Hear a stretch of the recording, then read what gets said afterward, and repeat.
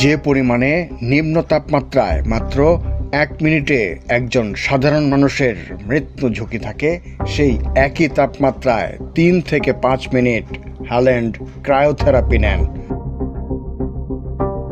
-200 °F তাপমাত্রায় বসে একজন মানুষ নিজেকে ট্রেন্ড করছে, কল্পনা করা যায়? হিমশীতল নরওয়েজিয়ান অঞ্চলে যেখানে কয়েকটা শীতের পোশাক পরেও দাঁড়িয়ে থাকা মুশকিল, সেখানকার হ্রদে এই গোল মেশিন সাঁতার কাটেন। আদিম মানুষের মতো যিনি চিবিয়ে খান গরুর আস্ত কলিজা ও হার্ট, ফুটবল প্রেমীরা তাকে বলে জিন। তবে বাস্তবতা হলো তিনি আধুনিক যুগেরও আদিম মানুষ।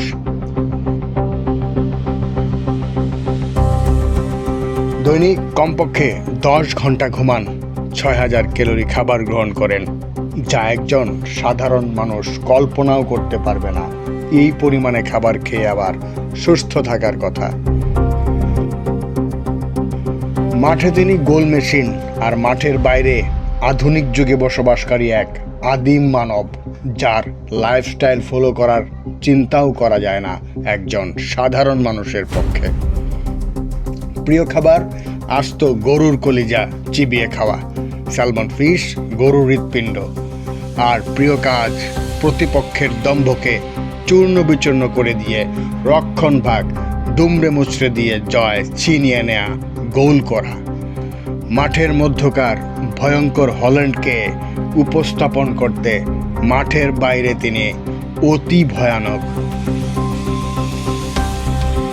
ইতিমধ্যে ব্রাজিলকে টুর্নামেন্ট ছাড়া করেছেন, বাকি রইল আর্জেন্টিনা।